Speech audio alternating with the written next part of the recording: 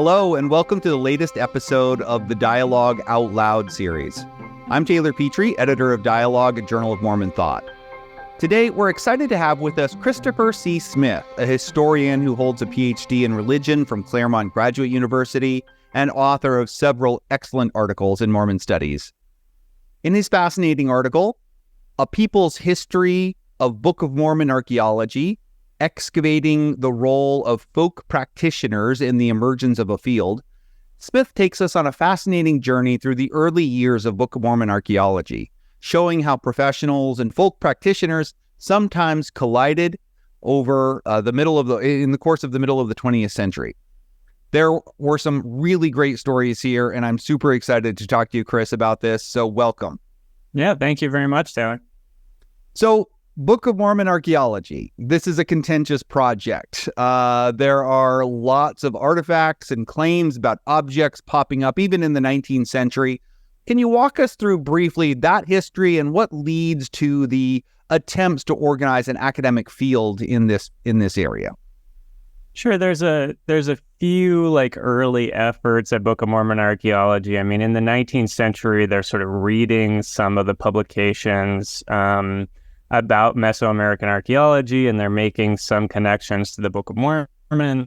And there's also, in the very early 20th century, there is one effort to organize an expedition to South America to do some archaeological work down there.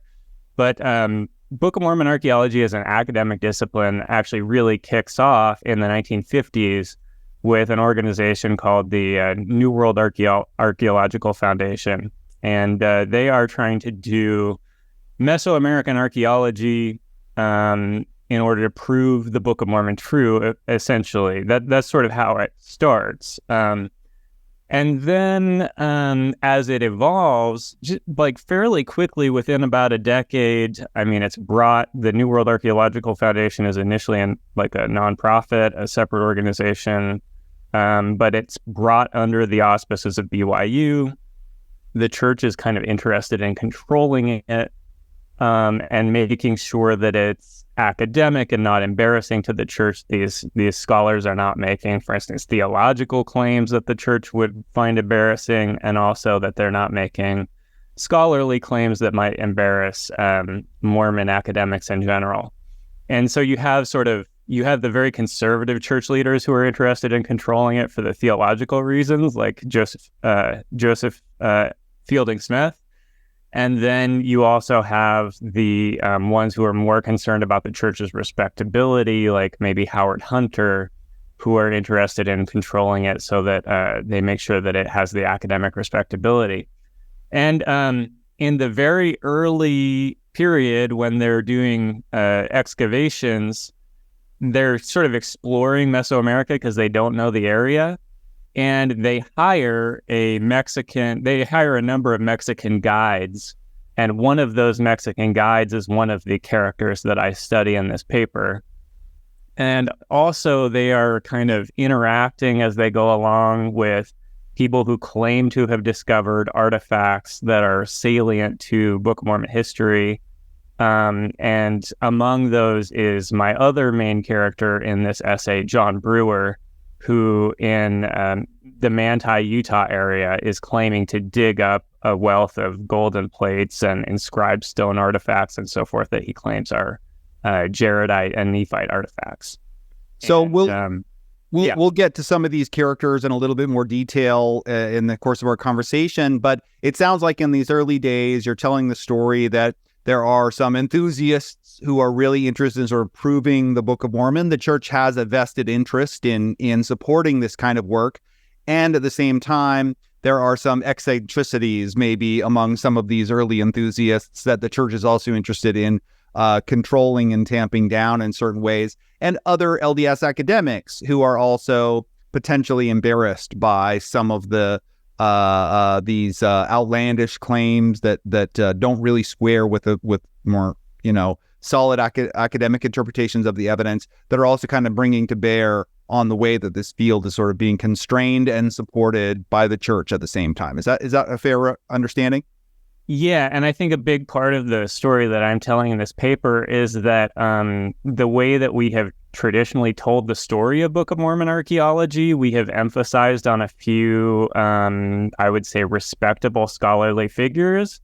And what I'm trying to show is that, in fact, the distinction that we have come to make between the scholarly figures and the enthusiasts is kind of a later distinction, and that in the early days of Book of Mormon archaeology, there was a very thin line, if any line at all, between the scholars and the enthusiasts. In fact, the founder of the New World Archaeological Foundation, Thomas Ferguson, didn't have a PhD. He didn't have a master's degree. He had a bachelor's degree. And so he's doing this in sort of an amateur way. He gets help from Maxwell's Jakeman, who's a professor at BYU. But like even the BYU professors who are involved are not like all Mesoamerica experts. Some of them have expertise in other fields, and they're heavily involved in the New World Archaeological Foundation. And so it's kind of this cobbled together effort at the beginning with people with a wide range of expertise and a wide range of different levels of respectability and different levels of connection to Mormon institutions. And it's only sort of as the field develops in the first decade that you get some of the sort of less respectable figures getting pushed to the margin. You get the respectability categories sort of defined. You get kind of a social hierarchy within Book of Mormon archaeology, and some people being pushed out entirely, who initially were like fairly actively involved and accepted in the discipline and in the field. That's such a useful approach to this as a good transition to thinking about some of the characters that you introduce us to here. So tell us about Jose. Is it Davila? Yeah. And Jesus Padilla, these two Mexican born people who kind of get looped into this world a little bit. Tell us a little bit about who they are, and then you can tell us about how they get involved in the archaeological side of this. Yeah, so Jose Davila, he was a bilingual Spanish-English speaker, born in Tampico, Mexico. He was mestizo, meaning mixed blood, Maya Indian, so half Maya Native American. And he also became a Latter-day Saint convert. And this is in the 1950s or so is what comes into the picture, right? Right. This is in the 1950s that he becomes a convert. And also, from his early 20s, he was a Mexican tour guide, a licensed Mexican federal tour guide for archaeological sites. So he had a long-standing interest in archaeology. And so when he met this widow from Bountiful, Utah, and converted to her faith, to a great extent, he is doing that for archaeological reasons. He sees some resemblances between what he's reading in the Book of Mormon and what he knows of archaeological sites in Mexico, and he's beginning to make connections. And he's a very intuitive thinker, and makes, I would say, creative connections between the Book of Mormon and archaeological sites that might not really stand up to like academic standards that we have today. But I think a lot of those academic standards were not really formed yet at the time that he was writing. I mean, we hadn't really deciphered Maya script at the time, so there were huge question marks around what these Maya sites signified. And so he was able to draw connections to the Book of Mormon that he felt were very persuasive and sort of proved the Book of Mormon true. And obviously this is very intriguing to white scholars who are interested also at BYU in proving the Book of Mormon true. And so he is sort of an instant hit and a minor celebrity in Utah. He gets a fair amount of like newspaper coverage and a very charismatic figure. And the New World Archaeological Foundation brings him on as one of their guides as they're exploring Mesoamerica. And so he is leading them around and introducing them to a lot of archaeological sites. And if you read some of the early works in Book of Mormon archaeology, particularly Milton R. Hunter, one of the 70s presidents, goes on 3 archaeological trips, which he writes books about. And in those books, he essentially is guided on this tour by Davila and is repeating everything that Davila has told him. And he becomes a very influential figure in defining some of the early ideas about Book of Mormon archaeology. And he's getting a lot of his information from Davila. And so I suggest really Davila is a much more influential figure in early Book of Mormon archaeology than has been recognized. And he's also very interesting because he invented the industry of Book of Mormon archaeology tours. And so even today, there is a minor industry in the Tehuantepec Peninsula of these tour guides going around and showing Mormon people archaeological sites and making connections to the Book of Mormon. And almost all of the tour guides who are still active there today descend in some way from Davila and learned the business from him because he invented this business. And it's sort of the Mormon equivalent to the Holy Land tour that, all the Christians go on tours to Jerusalem and tour the Holy Land Bible sites. And Mormonism has its version of that in this Book of Mormon tour business that he invented. So tell us about Padilla and how he fits into the story and how the two of them sort of get intertwined with some questions about Book of Mormon artifacts. Yeah, so Padilla meets a couple of Mormon missionaries. He's a Mexican. He lives in Mexico, and he tells them stories about archaeological sites that he's visited. They tell him the story of the golden plates, and they even show him a pamphlet with the Anthon transcript characters from the Book of Mormon, that Joseph Smith is supposed to have copied some characters from the Book of Mormon. And we still have what's called the Anthon transcript, although it's probably actually not connected to the Book of Mormon at all, as recently came out. But Padilla looks at these characters and he says, oh, these are just like the characters that I found on some golden plates on an archaeological expedition that I was on. And obviously the missionaries are very interested in this. They're very excited about this. And so they keep coming back to him and they are pressing him, show us the plates that you found, show us the plates that you found. He always says, they're in Mexico City, somebody else has them at the moment. They're on loan somewhere. But one day they come in and he has the plates in his vault. And so he goes and gets them and pulls them out and shows them to these missionaries. There's three little plates and they have hinges on the side. He says that he added the hinges in order to turn it into a necklace for his wife. And so the missionaries then... just to give us some context, about how big are these? They're really small. They're like postage stamp sized. They're adorable. There's still photographs of them on the internet. You can look them up. Just Google Padilla plates if you're interested. They're really cool looking. I mean, I happen to think that Padilla created them himself, but if he did so, he was really an artist and did a beautiful job. The missionaries then get in contact with BYU, and the people at BYU are kind of like, we're not sure if this is real. Maybe you shouldn't follow up on this. Well, Jose Davila gets wind of this, and he goes down and tries to buy the plates from Padilla. And there's some dispute over what exactly happened there, but probably Davila purchased them from Padilla, and then Padilla later claimed that he had only rented them, so that they're disputing ownership, whether it was a lease or whether it was a purchase. Well, Davila then gets the plates into the United States, which, if they're authentic artifacts, it's actually illegal for him to bring them into the United States. And he had tried to donate them to the church, and the church didn't really want anything to do with it because of those legalities. It would have been illegal for them to take possession of them. And so he instead goes to BYU and has scholars at BYU look at these plates.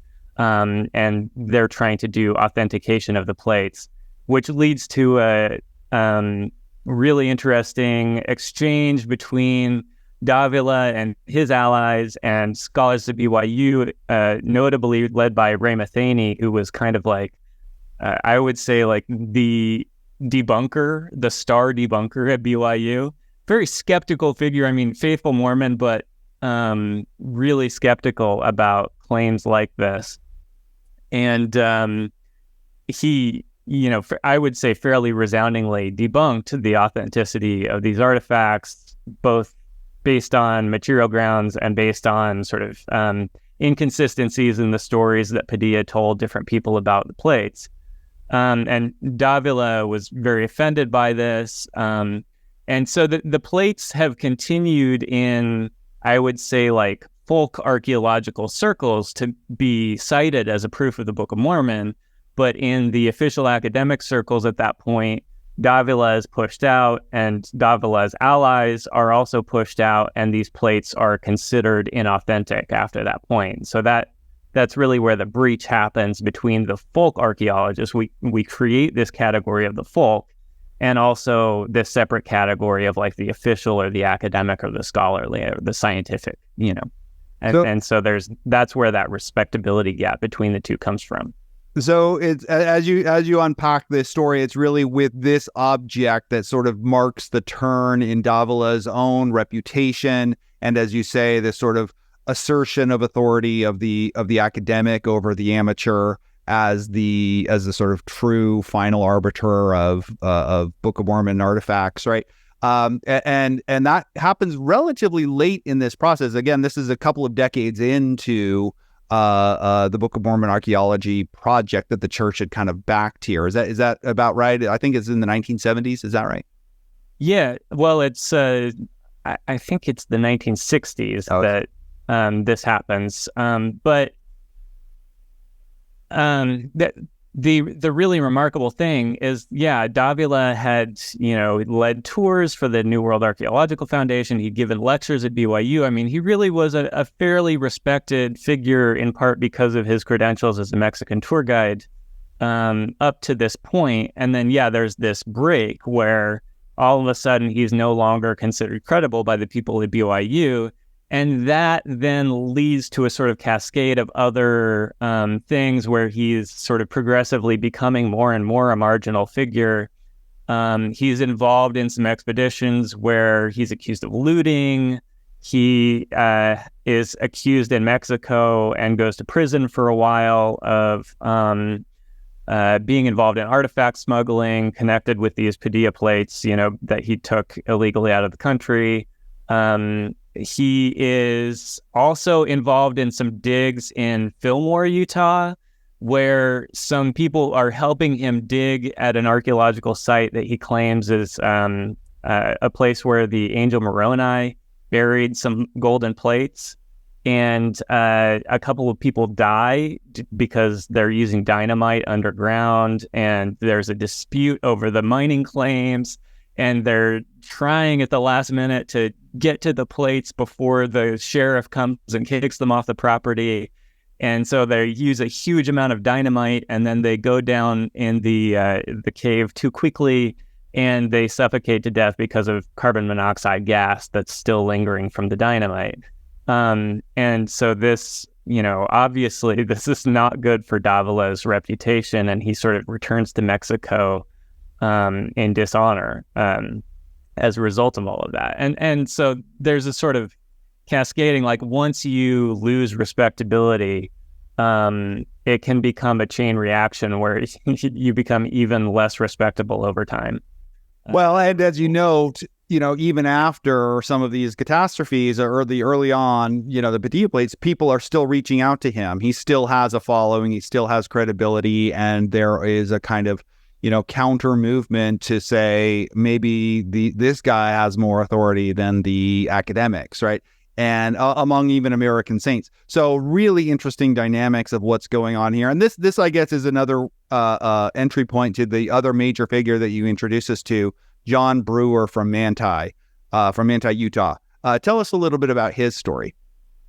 Yeah, so I don't know if he and Jose Davila ever met, but they were very much associated with all the same people. And so you're right, like they together, they sort of spawned this separate alternative establishment that has its own ideas about Book of Mormon archaeology and wants, for instance, to say that like there are a lot of authentic Nephite and Jaredite archaeological sites in Utah.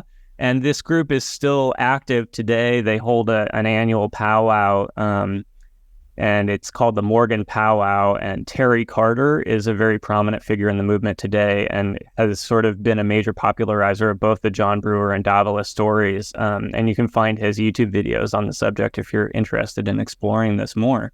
As positive stories, not the negative. Yeah, as respectful. Right. Yeah. He promotes them as authentic. There's also a Utana Jessup goes around and also gives lectures to Latter-day Saints, arguing that the Brewer story is sort of proof of the Book of Mormon. So the Brewer story is that that it gets told differently at different times, but initially he discovers a limestone tablet that gets taken to the University of Utah. Professor Jesse Jennings at the University of Utah is involved in authenticating this limestone tablet and concludes that it is a forgery. But the way that Brewer tells his story is different. He sort of in this journal that has circulated, he narrates how he knew a Native American person who showed him where to find some arrowheads. And so Brewer was hunting around for arrowheads. And then as he was digging for arrowheads, he broke into an underground chamber, steps leading down, and he discovered in this chamber 2 giant crypts with mummies inside of them. One had red hair and one had blonde hair. And the way that he describes them makes it sound like these are Jaredite giants, like they're 8 feet tall. They have like broadswords and shields, like steel weapons and implements. And they're also buried, surrounded by many, many stone boxes containing golden and lead and copper inscribed metal plates that he claims are, Nephite and Jaredite writing. And he also describes having met the angel Ether, and he's discovered other caverns. There's like a map that he has to put together like puzzle pieces. It's like different pieces of stone inscribed with writing, and then as he sort of assembles them like a puzzle, he discovers, this is a map to other locations where there are treasures in Utah. And so he spends a lot of time hunting around for other treasures, and he actually gains quite a bit of attention from the church authorities. So there's a professor at BYU, Paul Chessman, who is very interested in this story, believes that it's true, and wants to acquire the land where Brewer has discovered this cave. And he then sells the story to a number of church leaders, including Joseph Fielding Smith, and they are very interested in purchasing the land. And so they actually are in communication with Brewer over the course of over a decade about, trying to get control of the site, trying to get BYU archaeologists in there to validate his findings. And he sort of delays them progressively and doesn't tell anybody where the cave is, doesn't tell anybody, how to find it. And then he eventually dies without ever having revealed it to anyone. And so to this day, there's this mystery around, where is the cave? He never told anybody where to find it. And so there's still people out there looking for Brewer's Cave even to this day. So this is another interesting example where it's not the scholars versus the folks, the folk archaeologists, right? It's actually the scholars and the folk archaeologists are kind of buying into this. And then very senior church leaders are buying into this story as well. And as you say, for many, many years. So again, you're kind of doing this interesting thing of blurring the boundaries between these supposedly experts and the non-experts here. So where does these are such juicy stories, and I encourage everybody to read them. They were so good, and I just hung on every word and every twist and turn of them. But what do you think these stories tell us besides the kind of juicy gossip about who fell for what, fraud back in the day? Yeah, so I think that for me, part of it is about social class and just the fact that academics I mean, it would be easy to say like, well, Brewer had a financial interest in, promoting these plates, but the academics had their own financial and professional interests too, because they have to sort of establish their own respectability with other academics. And so I think you have to, if you're going to say like these are frauds, you can't do it based on the fact that like Brewer and Davila aren't credible. You have to do it based on the evidence, because everybody here has complicated motives, and it's not easy to, say this is a folk archaeologist and this is a professional archaeologist based purely on your analysis of their motives.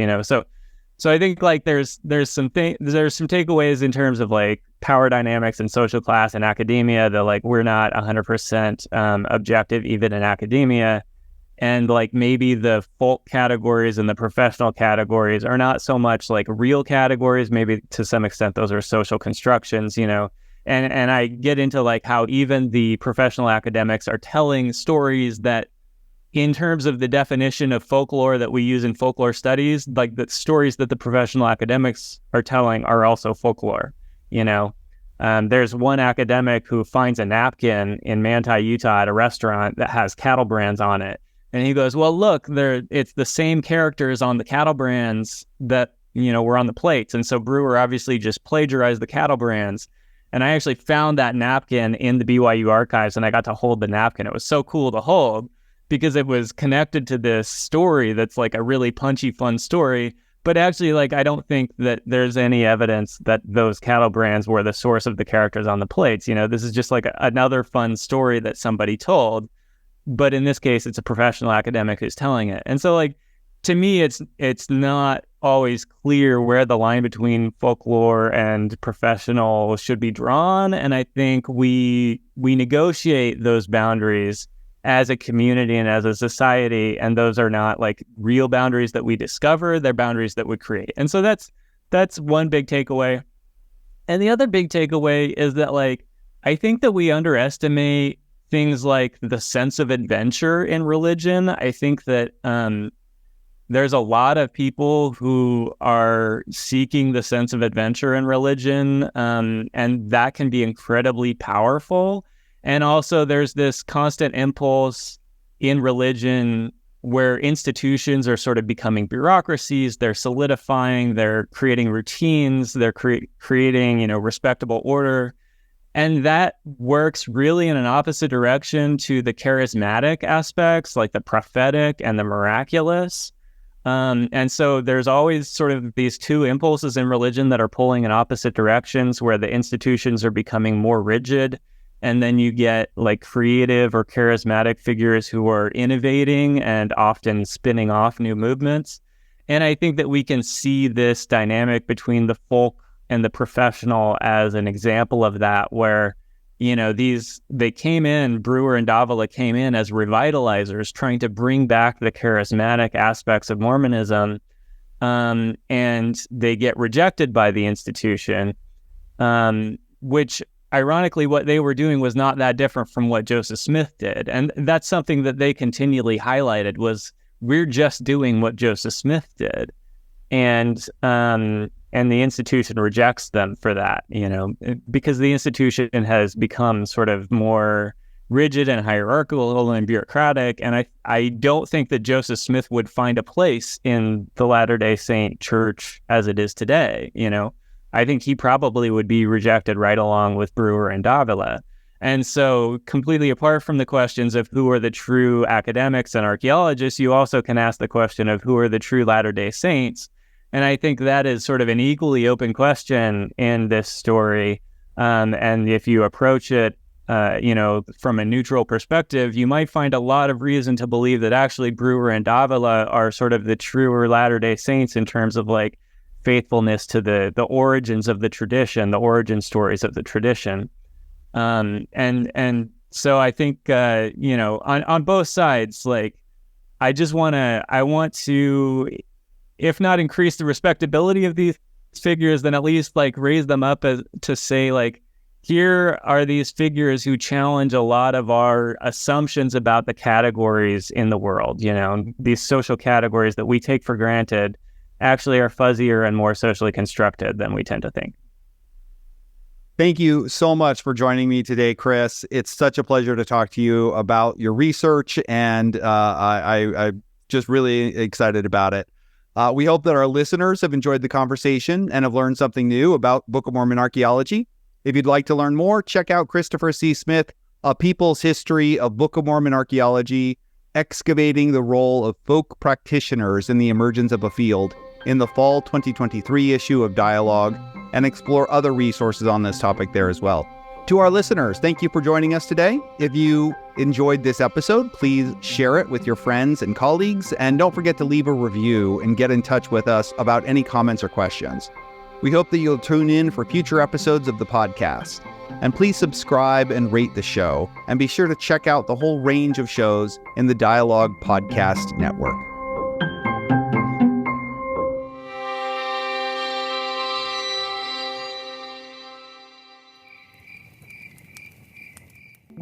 Welcome to Bristlecombe Firesides, casual conversation around a virtual fireside where we discuss faith, the earth, the universe, and everything. We are your hosts, Abby and Madison. The central question we ask each other, as well as poets, artists, activists, and other guests around our virtual fireside, is what does it mean to belong to the earth? So if you've ever wondered how to reground your faith and spiritual practice in the stuff of the earth, this is the podcast for you. Catch up on previous seasons by subscribing to Bristlecombe Firesides on Apple Podcasts, Google Podcasts, Spotify, or wherever else you get your podcasts. From the Aspen Mountains, Juniper Forests, Red Rock Deserts, and salty lakes of Utah, we wish you peace and goodness as you strive to find yourself in the family of the earth. Dialogue Podcast Network.